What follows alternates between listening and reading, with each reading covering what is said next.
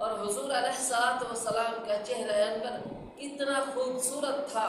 حضرت جابر بن سمرہ رضی اللہ تعالی عنہ روایت کرتے ہیں کہ ایک دفعہ محبوب علیہ الصلوۃ والسلام مسجد نبی میں تشریف فرما تھے، اور حضور علیہ الصلوۃ والسلام نے اپنے اوپر زرد رنگ کی چادر اوڑھی ہوئی تھی، جو چادر دھاری دھار تھی۔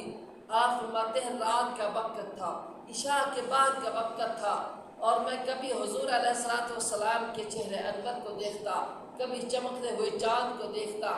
آپ فرماتے ہیں بار بار دیکھنے کے بعد میں اس نتیجے پہ پہنچا، وہ چاند خوبصورت نہیں ہے، آمنہ کا لال زیادہ خوبصورت ہے۔ علامہ اقبال رحمۃ اللہ تعالی علیہ فرماتے ہیں چاند سے تشبیہ دینا یہ بھی کوئی انصاف ہے، چاند کے چہرے پہ چھائیاں میرے مدنی کا چہرہ صاف ہے۔